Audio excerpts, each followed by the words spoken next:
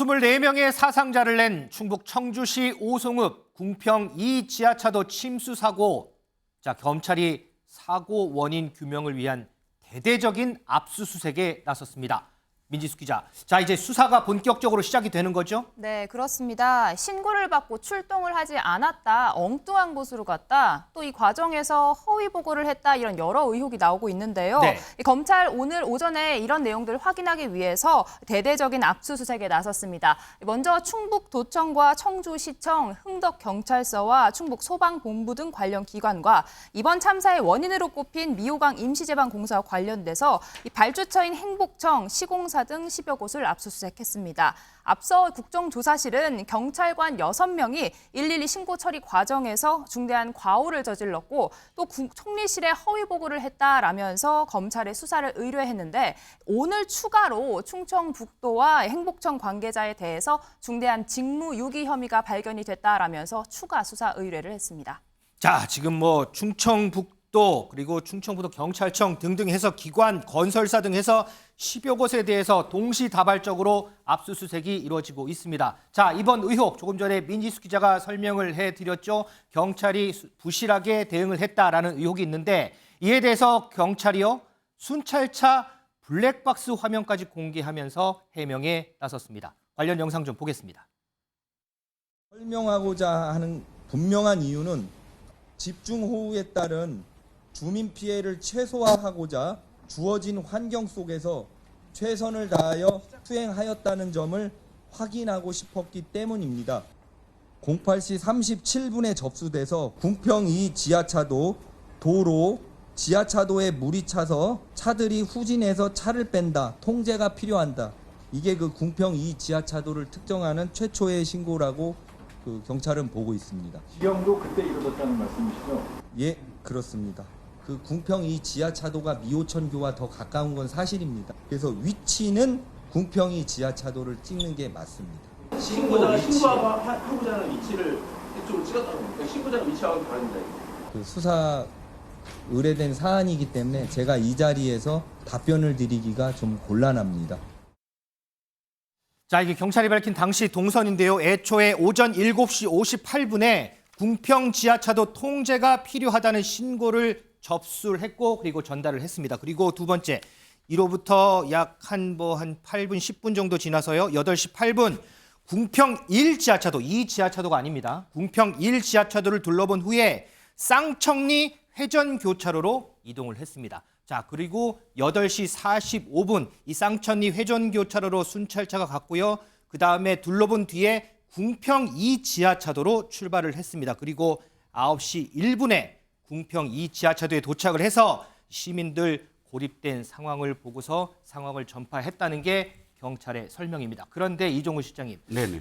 문제는 지금 경찰이 현장을 지금 처음에는 궁평 1 지하차도를 갔잖아요. 네. 현장을 애초에 잘못 간 건지 아니면 이거를 허위로 보고를 했는지 네. 기자들이 질문을 했는데 이에 대해서는 답을 하지 않았거든요. 네. 답을 하지 않은 것만이 아니라 제가 놀란 건 이렇습니다. 수사 의뢰된 사안이라 답을 할 수 없다. 이 표현이 저는 굉장히 놀랐거든요. 왜냐하면 그 수사 의뢰된 사안이라 답을 할 수 없다는 건 지금 이것이 자신들이 수사를 받고 있는 대상이기 때문에 방어하겠다. 이런 뜻이에요. 그런데 지금 기자들이 묻는 건 당신들이 뭘 잘못해서 방어하라 안 하라가 아니라 그 당시 상황에서 최선을 다했느냐를 묻고 있는 거고 그렇죠. 국민들이 듣고 싶은 거는 사실상 그때 당시에 경찰이 어떤 대응을 했는가 그건 여러 가지가 될 수 없잖아요. 그건 확실히 시간대와 그다음에 나와 있는 그런 각 차량마다의 블랙박스가 다 돼 있을 겁니다. 그렇다면 진실은 하나인데 내가 수사 의뢰 대상이므로 방어하겠다라는 태도를 보이는 게 경찰이 지금 시민들한테 국민들한테 좀 언론에 해야 될 태도인가 이것을 지금 묻고 있는 거죠. 허주연 변호사, 당시에 흥덕경찰서에 신고만 100건이 넘게 들어왔다고 하거든요. 그런데 그 지역에 있는 출근했던 경찰은 불과 3명에 불과했어요. 이렇게 신고가 100건이 넘게 들어오고 하면 지역에서 좀 지원을 받든지 해서 이걸 늘려야 되는데 이거 대응이 너무나 부실했던 거 아닌가 이런 생각도 들거든요. 부실했던 것 맞는 것 같다는 생각이 듭니다. 일단 이런 사고가 발생할 것이 충분히 예상되는 상황에서 체계적으로 경찰청 내지는 경찰서 단위로 미리 대응을 했었어야 된다는 생각이 들어요. 네. 지금 파출소에 3명 출근해 있었다고 하거든요. 그렇죠.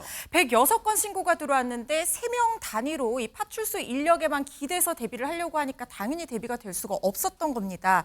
지금 우송파출소에서 근무 직원 3명이 있었는데 1명은 궁평 1교차로로 나갔고 2명은 쌍청리 교차로로 출동을 해서 다른 지역에 지금 이 사고 지하차도에는 주민 대피나 이 통제 같은 것들을 미처 못했다 이렇게 얘기를 하는데 이건 변명밖에 될 수 없는 게요. 경찰에는 가포 비상이라는 경계 경보가 있습니다. 이게 참사가 일어난 지 2시간 지난 시점인 오전 11시쯤에 지금 발령이 됐다고 하는데요. 가포 비상이라는 것을 발령을 하게 되면 교통경찰 전원 또 지역경찰 50%를 미리 동원을 해서 대비를 할 수가 있었어요. 그런데 청주 지역이 이미 호우경보가 지난 14일 새벽에 내려졌었고요. 네. 이미 지역 도로는 침수가 된 상황에서 이 경찰청 단위에서 좀 더 높은 이 단위에서 가포 경보를 내리고 여기에 대해서 좀 체계적으로 대응을 할 수 있었어야 되는데 그게 안 되니까 파출소 인력 3명 가지고 이걸 대응을 하려니까 너무 피해 상황은 크고 대응할 수 있는 인력은 부족하고 이랬던 상황으로 보입니다. 자, 지금 어쨌든 검찰이 이제 압수수색을 진행하면서 수사에 본격적으로 나섰습니다. 이후 들어오는 수사 상황 저희가 들어오는 대로 좀 전해드리도록 하고요. 자, 이런 가운데 국민의힘 윤재혁 원내대표가요. 충북도청에 마련된 궁평 2 지하차도 참사 희생자 합동 분향소를 방문을 했습니다. 그 모습 좀 보겠습니다. 수해 복구에 필요한 우리 당의 자원봉사를 비롯해서 특별재난지역 선포 이외에 또 예산상에 지원할 수 있는 부분이 있는지를 꼼꼼히 챙겨보겠습니다. 앞으로 징계나 문책 가능성에 대해서 좀 한 말씀 부탁드립니다.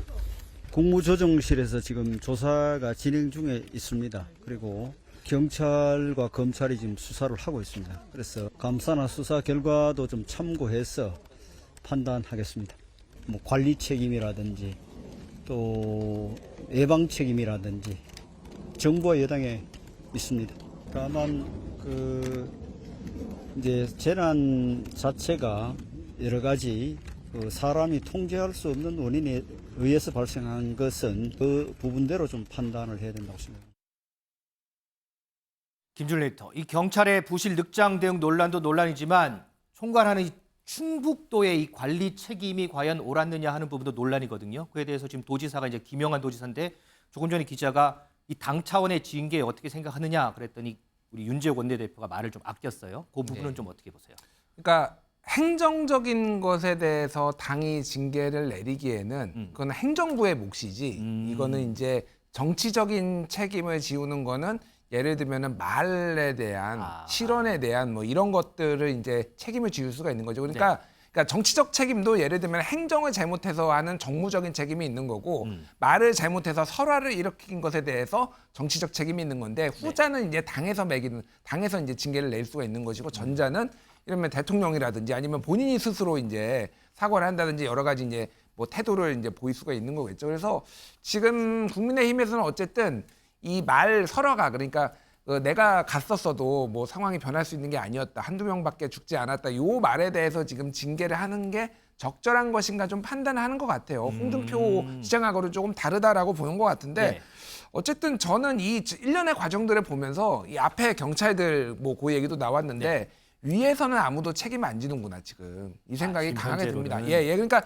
지금 어쨌든 3명밖에 없었던 그 일선 경찰들은 가라고 하면은 죽어라 가가지고 이렇게 가서 확인하고 있는데 거기에 인력을 제대로 배치 안 한 것도 경찰의 책임이고 그리고 이런 판단을 해가지고 인력을 적절하게 분배하고 이런 거는 다 위에서 어쨌든 그게 지자체가 됐든 경찰의 윗선이 됐든 위에서 해야 되는 건데 그러니까 공무원들이 이러면 억울하다는 생각 안 들까요? 저는 그런 부분에 있어서는 어떤 식으로든지 좀 위에서부터 책임을 지는 모습을 지어야지 이 정부도 잘 되고 그 이후에도 좀 일벌백계 신상 필벌 이런 원칙이 좀 서지 않을까 그렇게 생각을 합니다. 알겠습니다. 이종우 시장님, 조금 전에 우리가 이제 윤재욱 원내대표 화면 모습으로 봤는데 국민의힘이 일주일간 전당원 봉사활동 주간 이렇게 지정을 해서 수해 현장 가서 이제 봉사활동도 한다고 해요. 여기 더불어서 홍준표 대구시장이 오늘부터 또 봉사활동 한다고 하거든요. 뭐 경북 예천 간다고 하는데 저번에 이제 윤리위에서 진정성 있는 모습을 보이면 양정에 도움이 된다 이런 말 했잖아요. 네네. 이거 좀 의식했을까요? 물론 홍준표 대표는 보니까 윤리위 의식한 거 아니다 이렇게 얘기를 하긴 하더라고요. 네. 일단 홍준표 시장이 지금까지와는 좀 다른 모습입니다. 저는 홍준표 시장의 설화가 굉장히 많았다고 생각을 하는데 그러나 그때 즉시 사과를 하는 모습이 없었거든요. 네네. 근데 이번에 사과도 했고요. 또 이렇게 직접 봉사활동도 나선다고 합니다. 하지만 그럼에도 불구하고 지금 국민들은 아직도 홍준표 시장에 대해서 다 마음을 열고 그 사과를 받아들일 준비는 되지 않은 것 같아요. 왜냐하면 그래요? 중간에 또 과하, 지욕 뭐 이런 사자성어를 또 집어넣거든요. 네. 윤리위에서 이제 그 징계 절차를 개시한다고 하자 과지욕 즉 사타구니 밑을 건너는 치욕을 견딘다 뭐 이런 의미인데 그런 의미의 사자성어를 한다는 건 또 아직도 자존심이 허락하지 않는다는 뜻으로 받아들일 수도 있는 겁니다. 국민들이 바라는 건 뭐냐면 일관된 사과, 일관된 어떤 자세, 진정성 있는 자세 이런 것들을 사실 유권자나 국민들이 바라고 있으니까 홍준표 시장이 가서 복구 활동을 하더라도 그 다시 뭐 이렇게 어떤 그런 말을 붙이거나 SNS 활동을 잠깐 좀 끊으시고 진짜 일관성 있는 모습을 보일 때만이 아마 양형에 뭐 참작이 되지 않을까 싶습니다. 자, 그럼 이제 봉사활동 간 거니까 이 봉사활동에만 좀 집중을 했으면 좋겠다 이런 바람도 좀 들어 있으시군요.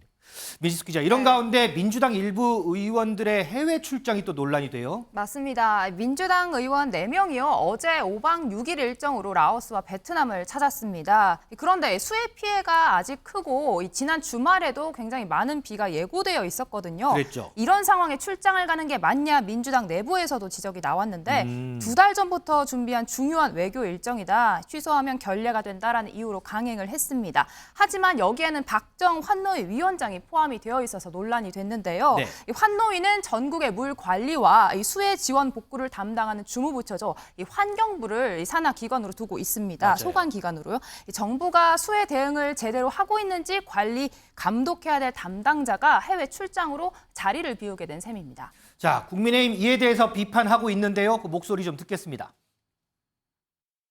전국에 극한 호우가 쏟아지고 있고 수해로 인해 소중한 국민의 생명과 안전이 위협받고 있는 중차대한 시점에 단체로 베트남 출장을 떠난 민주당 의원들을 도대체 어찌 이해해야 합니까?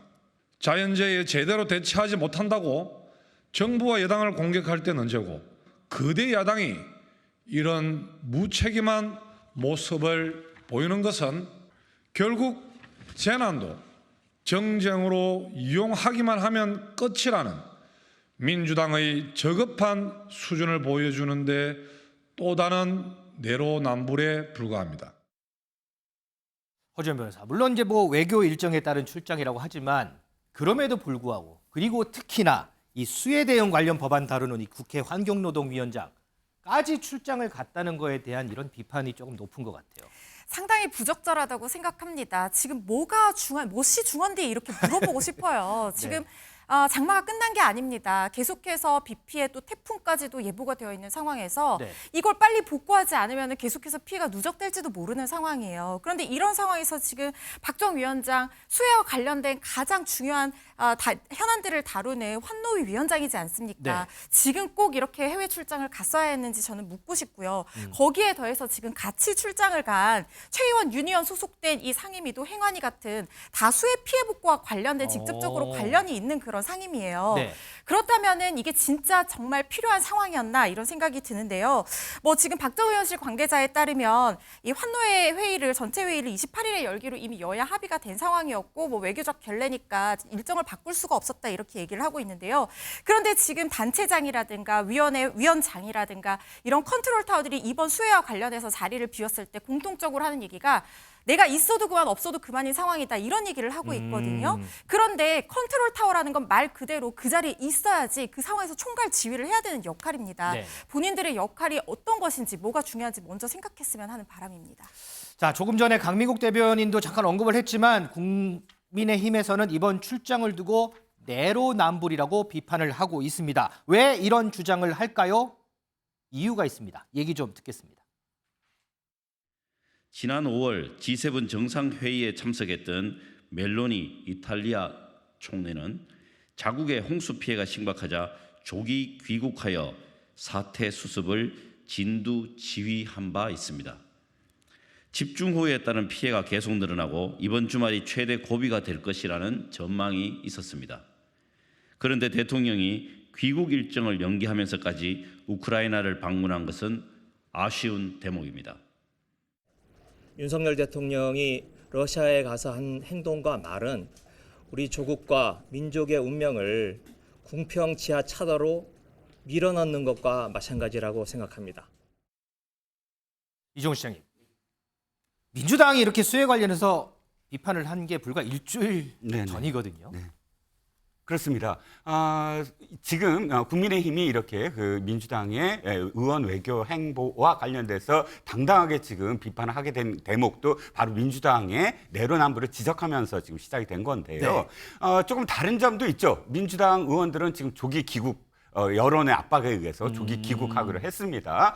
그런데 이미 떠나기 전부터 이미 문제가 있었거든요. 네. 떠나기 전부터 기사가 나왔고 그래서 이게 지금 가는 게 맞느냐 함에도 불구하고 출발을 했어요. 그래서 지금 이 사달이 난 건데 짧게 제가 한 말씀만 드리면 이건 진짜 부메랑이 됐다. 자기 발목을 자기가 잡았다는 거예요. 저는 의원 외교 할 수 있다고 봅니다. 네. 그리고 대통령도 긴급한 상황, 그 당시에 긴급정을 인정을 한다면 내치는 총리한테 맡길 수도 있다고 봐요. 그런데 지금 너무 정쟁에 휩싸이다 보니까 서로의 발목만 붙잡고 있는 그런 형국이 되고 있거든요. 차제, 비난을 위한 비난은 좀 자제하자. 이제 예를 들자면 민주당도 이렇게까지는 할 수 있었다고 봐요. 왜냐하면 한노 위원장은 자신의 한노 위원장이기 때문에 남는다. 하지만 박병석 전 국회의장은 다른 나라의 국회의장을 만나야 되므로 한두 사람의 의원이 보좌를 해야 된다 해서 자신은 남고 이렇게 보냈다. 이렇게 이야기할 수 있는 최소한의 여지는 남겨둘 수 있었거든요. 그러니까 서로 너무나 지나치게 발목을 잡는 비토크라시, 즉 비판을 이제 자제해야 된다는 생각입니다. 김준일 에디터는 어떻게 보세요? 당 지도부에서도 좀 부적절하다라는 의견을 냈는데 꼭 갔어야 됐을까요? 이 시간에? 뭐 가고 안 가고는 정무적인 판단입니다. 저는 그거에 대해서는 뭐 여러 가지 이제 이견이 있을 수가 있다고 보는데 이거는 좀 뭐 얘기를 해야 될 것 같아요. 그러니까 저는 이 행정부하고 입법부하고 사법부가 삼권 분립이 돼 있고 각자의 역할이 있는 거잖아요. 네.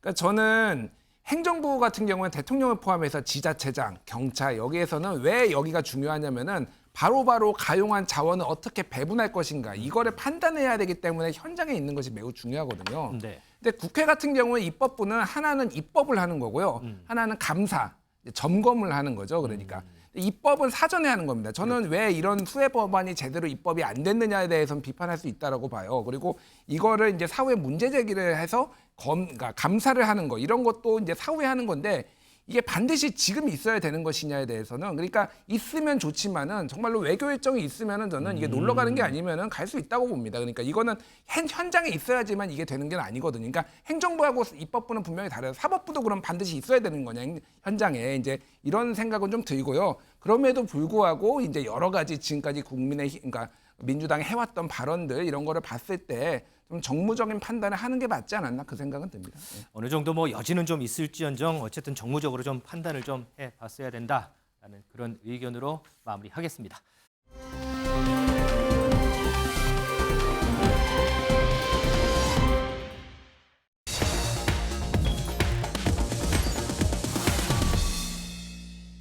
자, 지난해요. 역술인 천공이 이 대통령 관저 선정 과정에 관여했다는 의혹이 나왔었죠.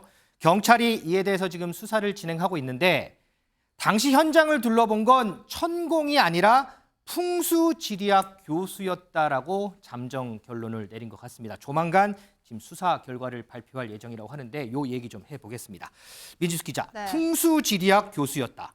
이 사람 누구예요? 네, 백재권 교수라고 합니다. 오. 이 풍수지리학, 물과 산의 위치들로 인간의 기륭 화복을 점치는 동양 철학의 일종이죠. 그렇죠. 이 한 언론 인터뷰에 따르면 이 백 교수는 어릴 때부터 사람을 보면 무슨 생각을 하는지 알 수 있었다라는 이야기를 했다고 합니다. 어이구. 풍수지리학자이자 관상도 볼 줄 아는 백 교수는요. 이 동방문화대학교 대학교 미래예측학 박사학위를 따서 현재 사이버 한국외대 교양학부에서 풍수지리와 관상이라는 과목에 실제로 수업을 하고 있는 대학 교수라고 합니다.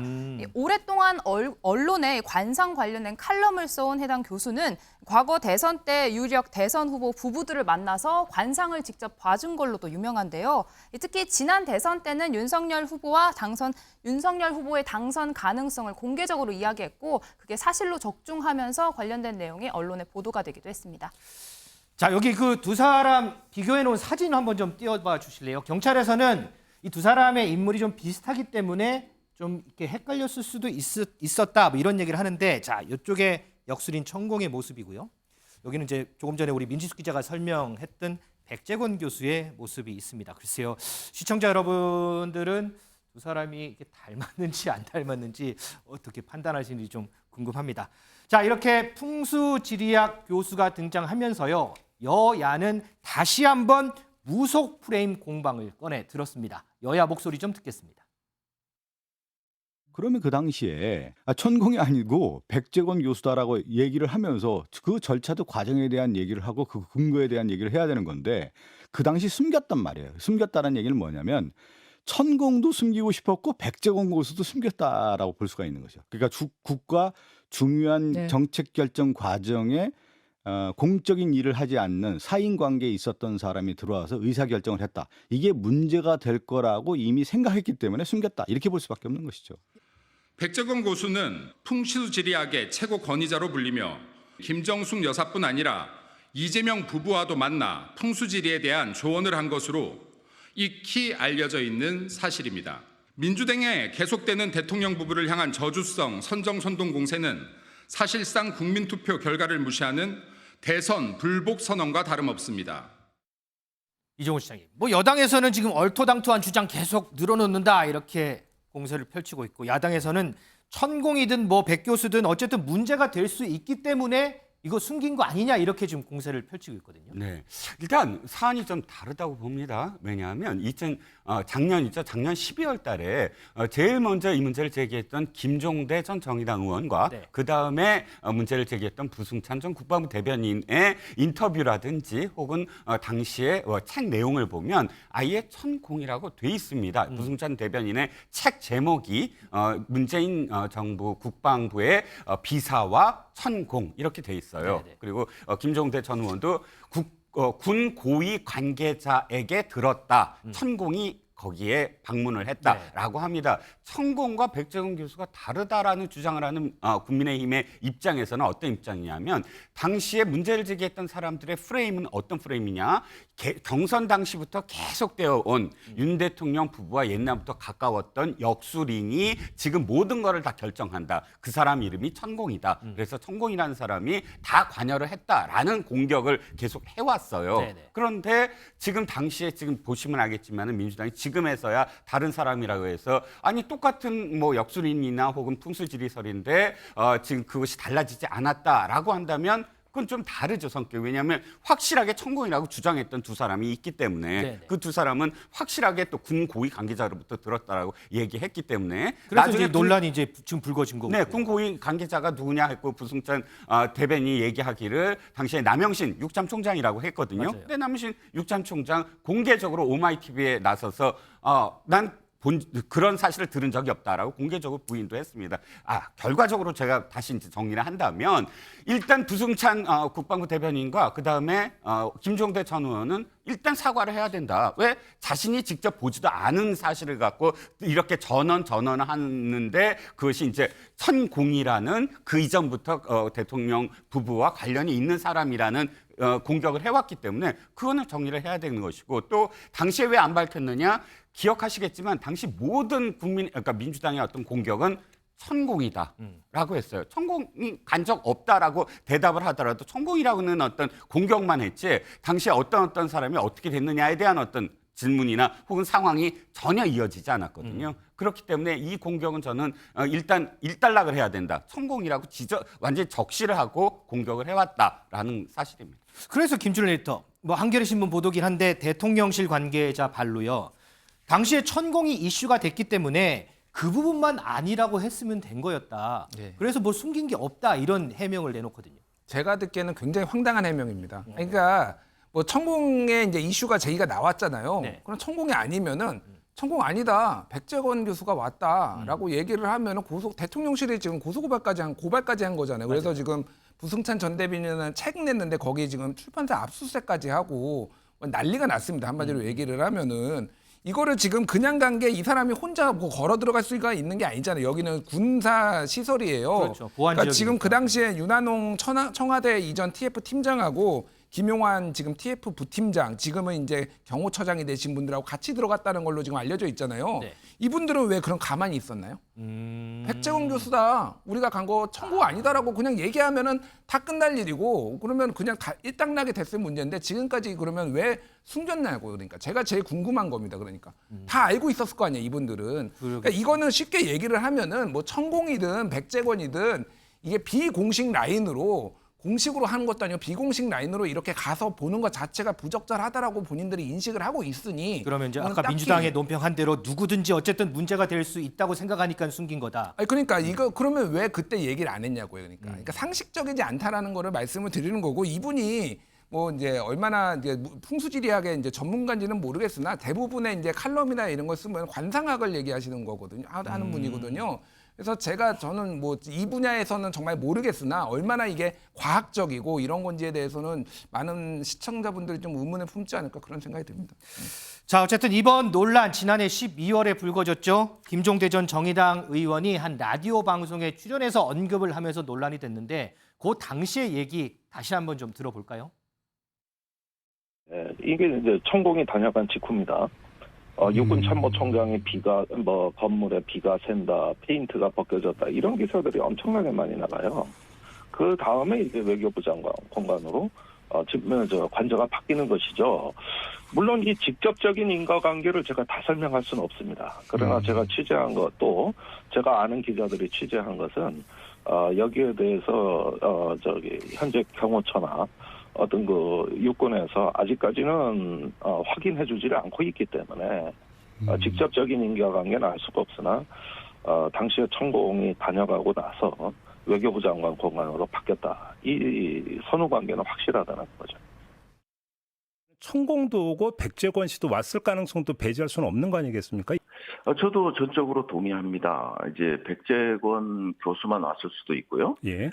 육군 쪽에 입장을 보면 백재권과 다시 천공이 왔을 가능성도 여전히 남아있는. 백재권 씨에게 자문을 구했다라는 이야기까지 좀 멘트가 나왔거든요. 그 자문을 구해서 둘러본 장소가 말 그대로 통제 보호구역 아닙니까? 인가가 없이는 들어갈 수 없는 지역들을 이제 들어가서 확인을 했다면 이것은 심각한 문제가 될 수 있다, 이런 말씀입니다. 민간인이기 때문에 출입 기록을 남겨야 되는데 국방부 장관이 개별 출입 기록이 없다라는 표현을 썼거든요. 의도적으로 은폐했다고밖에는 볼 수가 없는 거거든요. 자, 조금 전에 김준일 에디터가 이 백 교수 대부분 글이 관상과 관련됐다라고 하는데, 지난 대선 당시에도 여러 가지 관상과 관련된 이런 칼럼을 했습니다. 당시에 이재명 후보는 무슨 상이다, 윤석열 후보는 무슨 상이다, 이런 얘기를 했고, 윤석열 대통령이 세상이 부른 인물이다, 시대가 원하는 관상이다, 이렇게 칼럼도 쓰기도 했는데, 자, 이종근 실장님, 조금 전에 이제 부승찬 전 국방부 대변인 목소리를 들어봤는데, 이제는 또 관저부지에 천공도 백 교수도 다 또 갔을 수 있었다, 갔을 수도 있다, 이런 얘기를 해요. 또. 자, 갔을 수 있다라고 표현을 하는 것이 전 문제라고 생각합니다. 갔다라고 지금까지 표현했거든요. 천공이 갔다라고 지금까지 주장을 해왔어요.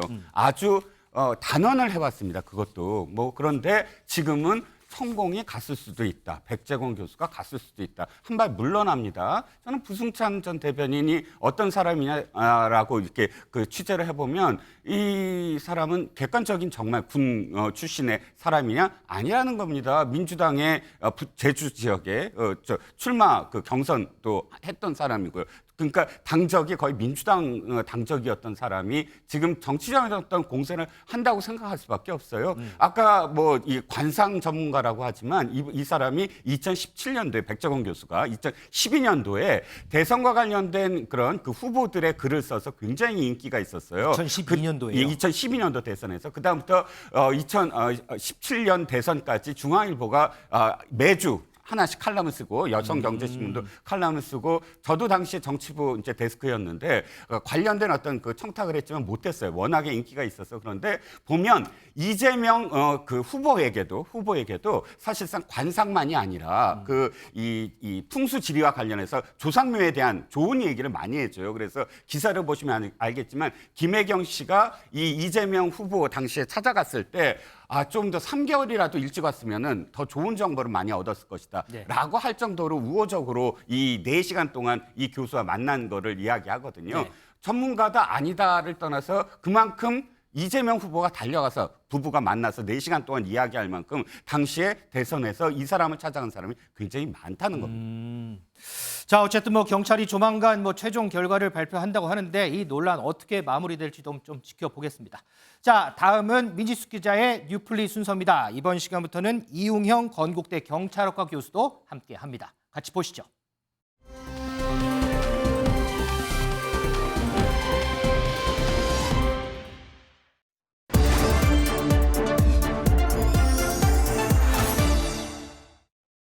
네, 뉴플리 오늘 제목은요.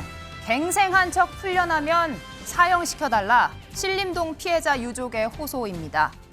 온몸에 남겨진 칼자국에 마음이 무너졌습니다. 길을 걷다 일면식도 없는 이에게 수차례 공격당해 숨진 피해자 유족이 올린 글입니다. 네, 지난주 금요일 남들도 불행하게 만들고 싶다. 이런 말도 안 되는 이유로 흉기를 휘둘러 한 명을 숨지게 하고 3명을 크게 다치게 한 30대 조모 씨. 끔찍한 범행 직후에도 태연하게 자신의 신세 한탄을 했습니다. 여태까지 잘못하기 편한데 열심히 살아야 되는데 안 되더라고. 불행하다고 말씀하셨는데 어떤 점이 좀 그렇게 불행하셨는지 여쭤봐도 될까요? 그냥 저의 모든 게 예전부터 너무 안 좋은 상황에 있었던 게. 어떤 안 좋은 상황인지 한번 말해주세요.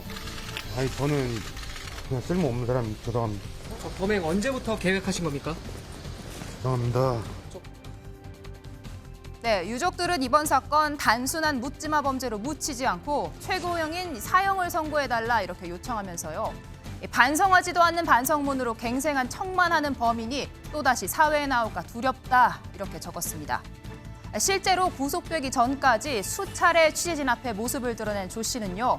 반성한다, 죄송하다 수차례 이야기했지만 무언가 마음에 들지 않는지 계속해서 한숨을 내쉬는 모습을 확인할 수 있었습니다. 유족들한테 한마디만 해주시죠. 죄송합니다. 너무 힘들어서 저질렀습니다. 반성하고 있습니다. 죄송합니다. 유족들한테 네, 조 씨 사는 게 힘들어서 그랬다 이렇게 말했는데요. 숨진 피해자의 사촌형은 어려운 환경에서 좌절하지 않던 생활력 강한 동생이라고 고인을 이야기했습니다. 어머니의 암투병 경간호도 도맡아 하고 힘겹게 공부해 꿈꾸던 대학에 합격해 학생 회장까지 했던 모범 청년이었다고 하는데요. 이 청년이 살던 곳에서 멀리 떨어진 신림까지 간 이유도 생활비를 아끼기 위해 좀 더 싼 원룸을 알아보러 간 길이었다고 합니다. 너무나도 평범한 사연에 어쩌면 내가 피해자가 될 수도 있었다. 현장에는 일면식 없는 추모객들의 발길이 이어졌습니다. 저는 집 근처라서 제가 자주 출퇴근은 지하철역에서 다니던 길이기도 하고 마음은 매우 안타깝고 착잡합니다. 묻지마 살인 같은 이런 범죄들이 빨리 없어졌으면 좋겠고. 나도 오늘 자꾸 인치를 하더라고요. 막 살아요. 찔찔찔고 이러니까 마음이 안 좋고 심리가 안 좋지. 네, 불과 몇 달 전에도 스스로 영어 실력이 좋지 못하다, 중학교 3학년 수준이다 이렇게 비관했던 20대 정유정. 고학력자인 동년배 여성을 잔인하게 살해하는 사건이 있었죠. 이번에 조 씨가 또래 남성들을 공격한 이유도 비슷한 이유란 분석이 나왔습니다. 어떻게 하다가 살인을 저지르게 되신 거예요? 미안한 점 없으세요? 시신은 왜 훼손하셨어요? 우발적으로 저질렀나요? 계획인가요? 피해자 유가족분들에게 정말 진심으로 죄송합니다. 제정신이 아니었던 것 같습니다. 죄송합니다. 본인의 이제 그 결핍이 있었잖아요. 뭐 사회적으로도 그 안정된 직업을 갖지 못하고 여자 파트너도 없고 이런 걸 이제 나름의 뭐 어떤 불만이 있었던 부분을 그렇지 않은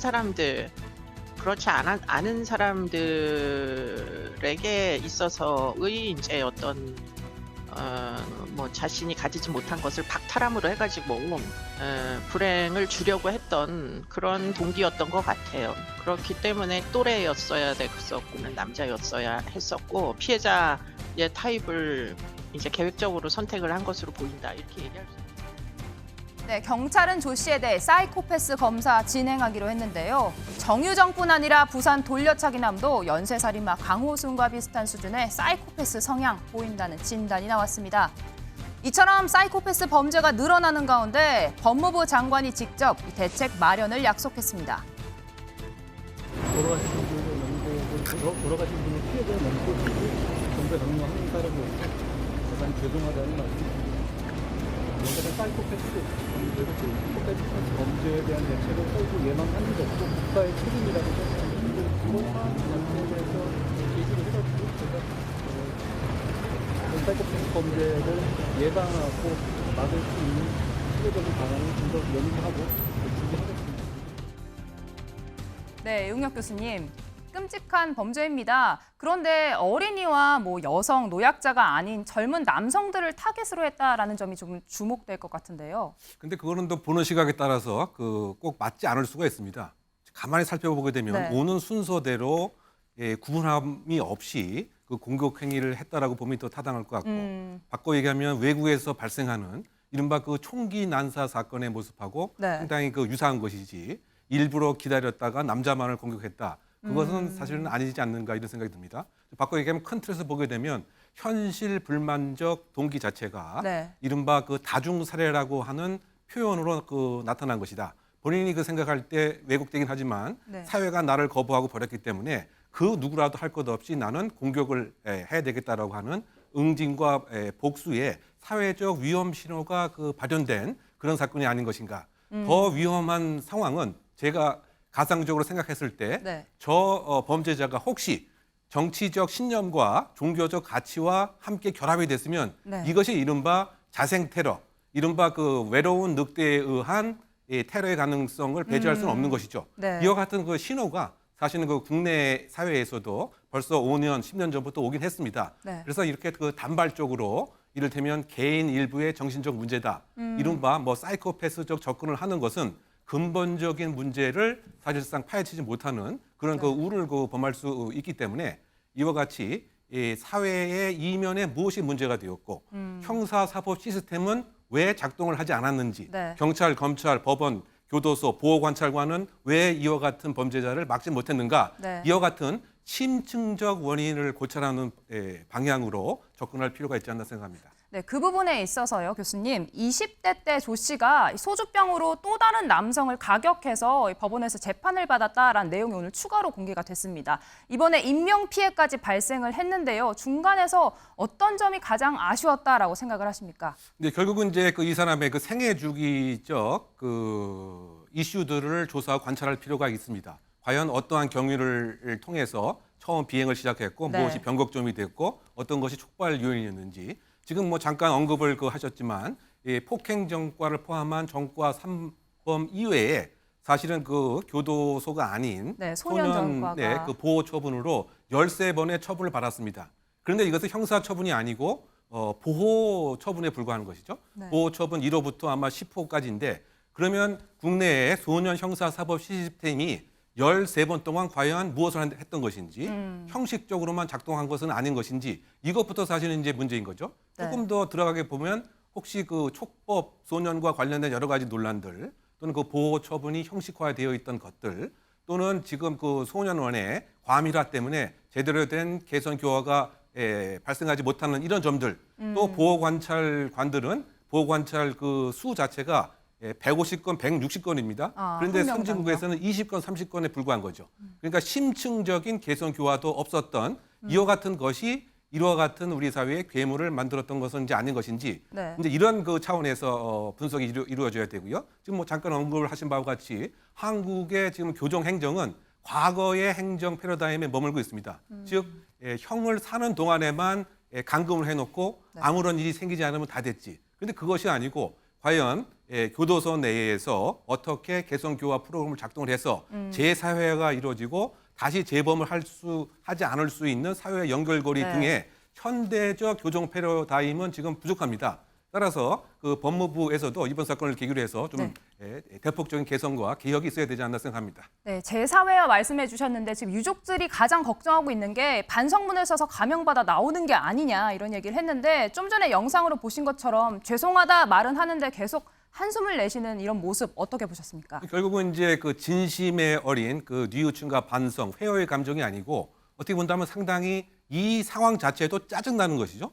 앞뒤에 한숨, 탄식이 이렇게 보여집니다. 네. 바꿔 얘기하면 지금 이런 상황 자체도 도저히 나는 받아들일 수 없다라고 하는 이런 그 반항과 분노의 모습이 역시 있기 때문에 반성 자체도 진심 어린 것이 아니고 이 상황을 빠물이 그냥 지나가고 싶다. 뭐 이런 측면에서 봤을 때는 정말 악행에 대해서 얼만큼 우리 법제도와 사회제도가 불이익을 주는 이와 같은 시스템이 공고히 이루어졌는 것인지 그대로 방치하고 말았던 것이 이런 커다란 일로 진화 발전한 것인지 아닌지 검토해 볼 필요가 있다고 보입니다. 네, 허주연 변호사님. 그런데 이런 가운데 금요일 해당 사건 관련된 사진과 영상이 무차별적으로 퍼져 나갔습니다. 이 목격한 사람들 굉장히 충격을 호소하고 있는 상황인데 지금 경찰이 최초 유포자 입건해서 수사하고 있다고요?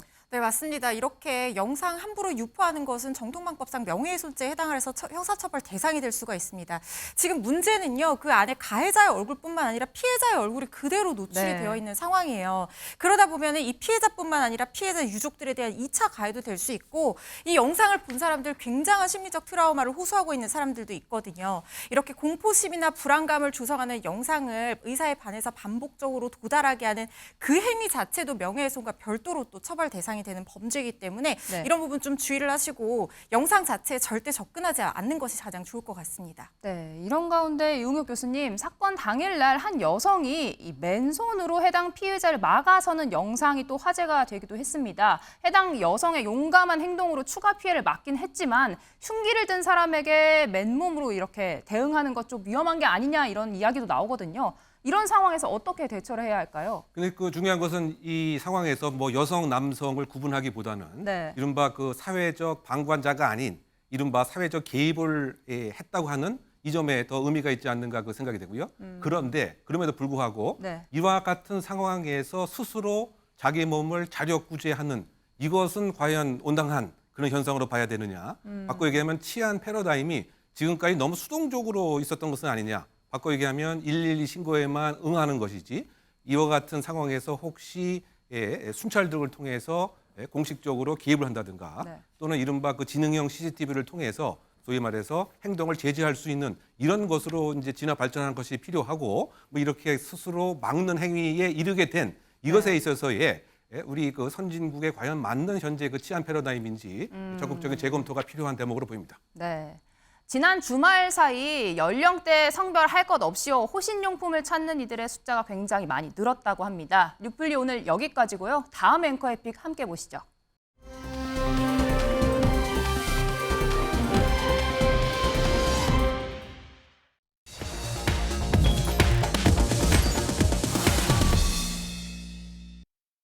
전국이 소포 때문에 난리가 났습니다. 일명 수상한 노란 소포. 이번 앵커의 픽에서 좀 살펴보겠습니다. 허주연 변호사, 이 수상한 소포 받았다고 신고한 사람 2,000명이 넘더라고요. 네, 지금 오늘 오전 기준으로 지금 2,100명이 넘었다 이런 얘기가 나오고 있는데 이 중에 오인 신고도 한 680건 정도 돼서 다 그런 것은 아닌 것이고 일부만 지금 경찰이 수거를 해서 안전한 장소에서 개봉해서 수사하고 있는 상황이라고 하는데요.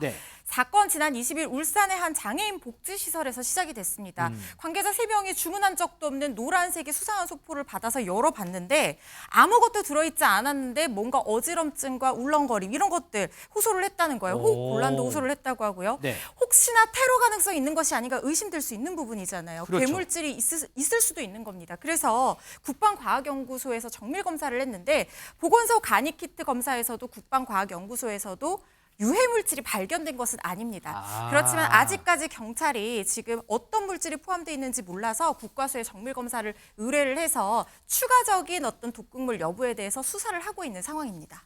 김준일 또 근데 이 네. 소포가 이제 발송된 게 지금 뭐 대만이냐 중국이냐 말이 많더라고요. 예, 일단 직위는 대만으로 찍혀 있어요. 그래서 충화 포스트라고 이제 적혀 있습니다. 네. 근데 이게 이제 화전우 뭐 쉽게 중국어인데 이제 쉽게 얘기하면 경유 우편이라는 거예요. 그래서 중국에서 해외로 보내는데 중국이 이제 우편 시스템이 워낙 많아가지고 네. 거의 마비 상태고 잘 안 되니까 오히려 대만을 거쳐가지고 보내는 게 더 활성화돼 있다라고 합니다. 그래서 이런 쇼핑몰이나 이런 데서 해외로 보낼 때는 그럼 대만은 국내로 반입하는 게 아니라 간단히 엑스레이 검사만 하고 바로 그냥 다른 나라로 보내버리는 그 해당 국가로. 그래서 대만에서도 부총리가 직접 부원장이라고 하는데 직접 나와가지고 이거 우리나라가 한 거 아니다. 중국에서 온 거다라고 좀 약간 억울함을 호소하면서 수사해보겠다 이런 얘기도 했습니다. 그러면은 혹시 민지숙 기자 중국 측에서는 얘기가 있어요? 네, 일단 우리 외교부는 중국 정부와 함께 신속한 사실관계 파악에 나서겠다. 그래서 중국 쪽에 요청을 했다라고 합니다. 네. 여기에 대해 중국은 최대한 협조하겠다라는 입장을 알려왔다고 전했는데요. 하지만 이번 사건 해외 토픽으로 보도한 중국 언론의 입장은 좀 다른 것 같습니다. 이 기사 말미에요. 네. 대만 당국이 독극물 소포 사건으로 조작해서 자신들의 총통 선거에 이용하려고 한다. 또 한국은 경솔하게 죄를 남에게 뒤집어 씌운다. 이런 일부 네티즌들의 주장을 인용해서 우리나라와 대만을 비판하고 있는 상황입니다. 자, 중국에서 쓸 수 있는 그런 유의 참 기사들이 나오는 것 같습니다. 이용규 교수님, 이 소포를 보면요. 운송장에 적힌 운송장의 번호가 있는데 이거는 없는 번호고 또 수신자 이름도 이상하고 이렇다는데 그러면 이건 누가 왜 보낸 걸까요, 이게? 그러니까 이제 크게 보게 되면 두 가지 시나리오 가능하겠죠. 네. 뭐 극단적인 경우 같은 경우에는 혹시 생화학 테러의 가능성이 있는 것은 아닌가. 그런데 지금 어쨌든 국방과학연구소 등의 조사에 의하면 우회성은 판정이 안 됐다. 네. 그렇다고 본다면 첫 번째 생화학 테러 가능성 적다고 봐야 되고 그렇다고 본다면 이제 두 번째가 이른바 그 브러싱 스캠의 가능성이 크다. 브러싱 스캠이요? 네, 뭐 이 얘기는 이를테면 그 전자 상거래 상에서 네. 이 판매자가 가짜로 허위 정보를 보내서 네. 계정을 열고 허위 주문을 하는 것입니다. 그런 상태에서 이것을 인증하기 위해서 우편으로 발송을 하게 되면 이를테면 이베이라든가 아마존이라든가 뭐 중국에서도 마찬가지로 이제 전자 플랫폼 상에서 이것이 확인이 되는 거죠. 그렇게 되면 어떤 득이 있느냐? 리뷰가 좋게 허위로 작성할 수 있는 근거가 생기겠죠. 계정이 설정이 됐으니까. 동시에 어떤 것이 또 필요하게 되느냐? 판매 건수가 확 급증하게 됩니다. 그러겠죠. 그러면 그 전자 상거래 플랫폼 상에서 판매자는 아주 등급이 올라가고 위에 노출되게 되죠. 그래서 이른바 소위 말해서 그 플랫폼 상의 전자 상거래의 공정성을 해하게 되는 문제가 있지만 사실상 이와 같은 방법을 통해서 불공정한 이득을 이 전자 상거래 판매자는 얻을 수가 있겠죠. 그래서 이것이 사실은 그 2015년부터 중국발로 이렇게 시작이 되었던 그런 상황인 것이고요. 그래서 그것이 사실은 우리나라에도 2016년에 몇 건 있었고요. 있었어요? 네. 근데 크게 보도는 이제 안 됐었던 거죠. 그리고 2020년에도 좀 있었고 다만 그런데 왜 이 시점에서 이렇게 다량으로 그러게요. 한국에 배달이 되느냐. 그래서 혹시 그 국가 안보에 관한 문제가 있었던 것은 아니냐. 그 최근에 어떤 그 테러의 그 양상과 국가 안보의 그 양상이 비국가 행위자도 테러적 공격 행위를 할 수 있다라고 하는 이런 점이 있습니다. 그래서 아마 그 국내에서도 외교 당국, 그다음에 국방부, 국가정보원 등이 뭐 그제 뭐 대책 회의를 한 것 같은데요. 어쨌든 요약하게 되면 지금 이 시점에서는 일단 브러싱 스캠의 가능성이 크지만 이렇게 그 1,700명의 서울 시민들이 대피를 하고 전국에서 불안과 공포에 있는 것 이 자체는 사실상 안보의 일정 부분 침해가 된 것은 부인할 수가 없다. 뭐 이렇게 평가할 수 있을 것 같습니다. 그러면은 얘기를 종합을 해보면 어쨌든 중국에서 대만을 거쳐서 왔다고 하니까 중국의 어떤 판매자가 본인의 이런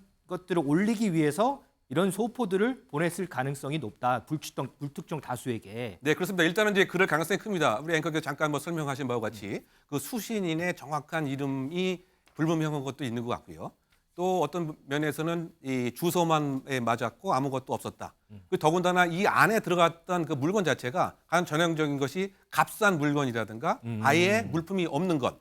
그것은 그 전형적인 브러싱 스캠의 한 형태인데 그럼에도 불구하고 위해성과 위험성이 사여져 있는 것은 그렇다고 본다면 이와 같은 우리 대한민국 국민의 개인정보가 어떠한 루트로 어떠한 경위로 외국, 중국 판매업체에 전달이 됐는지 이 부분에 있어서는 사실상 위험성이 있는 것이죠. 또 다른 범죄에 이용될 수도 있고 또 다른 일을 꾀할 수 있는 이런 점에서는 사회적 위험성이 있는 것이 아닌가 생각됩니다. 그러면은 지금 이거 신고한 건수가 이제 2,000건이 넘는다고 하고 그 중에서 뭐 오인한 거나 이런 건수가 한 5, 600건? 그러면은 단순 어림 잡아도 한 1,000건은 이 비슷한 이 소포라고 하는 건데 만약에 이 소포가 저는 안 받았거든요. 만약에 우리 집에 제가 이 소포를 받았어요. 그러면은 이걸 어떻게 해야 돼요? 그러면 이거는 뭐 옆집도 그렇고 다 지금 가능성이 있는 상황인 거잖아요. 그렇죠. 일단은 지금 이 노란색 비닐로 포장된 특히 그 타이완 발송 이것이 가장 큰 문제가 될 수 있는 것이기 때문에 네. 바로 그 관계 당국 119 또는 112 등에 신고하는 것이 필요하고요. 그런데 우연치 않게 이것을 또 개봉하는 상황도 우리가 상정할 수 있지 않습니까? 네. 이제 그런 경우에 그 식별 유령이 백색 물질이 있다든가 냄새가 무엇인가 그 특이하다든가 또는 이 백색 물질에서 열이 발생한다든가 라고 그 하는 경우에는 바로 헝겊이라든가 다른 물질로 이것을 덮고 혹시 피부와 그 접촉을 했으면 바로 물로 닦은 다음에 이것을 그대로 보장한 상태에서 관계 당국에 바로 신고하는 것이 대처 요령이라고 할 수 있겠습니다. 자, 일단 정부에서는 이 소포가 테러 연관성은 발견되지 않았다 이렇게 밝혔습니다. 그래도 아직까지는 조심한 게 좋을 것 같습니다.